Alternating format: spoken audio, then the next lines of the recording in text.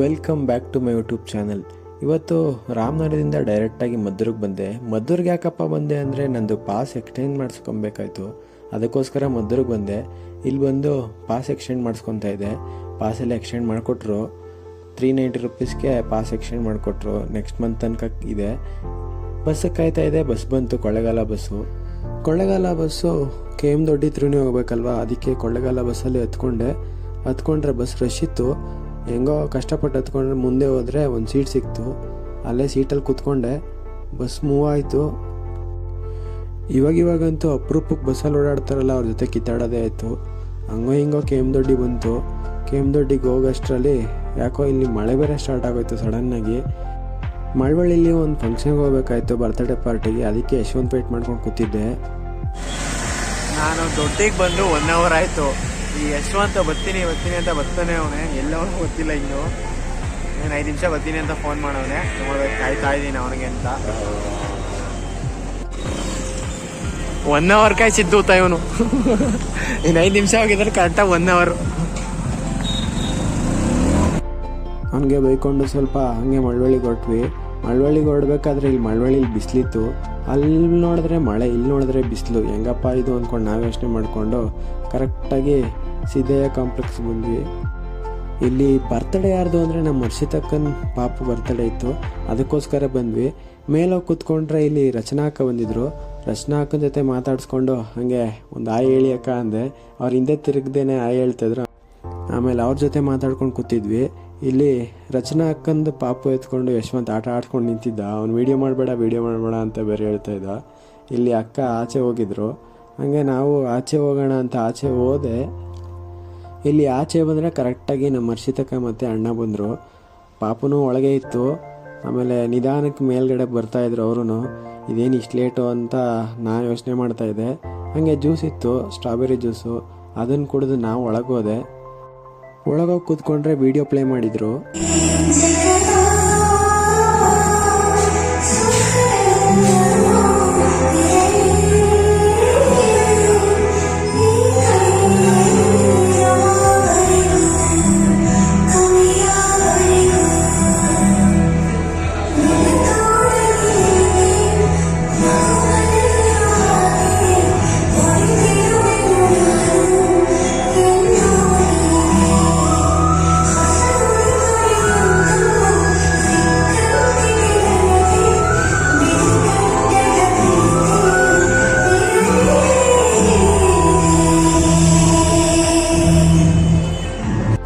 ಕರೆಕ್ಟಾಗಿ ವೀಡಿಯೋ ಮುಗೀತು. ಅಷ್ಟರಲ್ಲಿ ಹರ್ಷಿತಕ್ಕ ನಿಧಾನಕ್ಕೆ ಮೇಲೆ ಬಂದರು ಪಾಪು ಎತ್ಕೊಂಡು.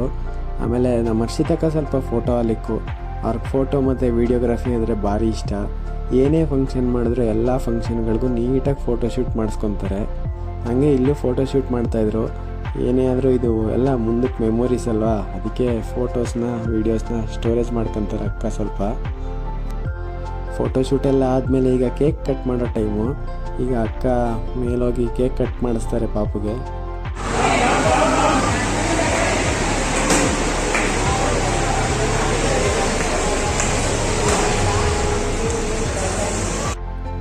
ಕೇಕೆಲ್ಲ ಕಟ್ ಮಾಡಿಸಿದ್ಮೇಲೆ ಒಂದು ಕ್ಲಿಪ್ ತೊಗೊಳ್ಳೋಣ ಅಂತ ಒಂದು ಕ್ಲಿಪ್ ತೊಗೊತಾ ಇದೆ.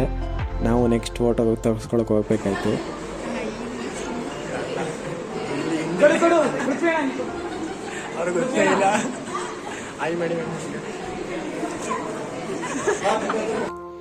ನಾವು ಹಂಗೆ ಹೋಗಿ ಚೆನ್ನಾಗಿ ಫೋಟೋಗಳನ್ನ ತೆಗೆಸ್ಕೊಂಡ್ವಿ.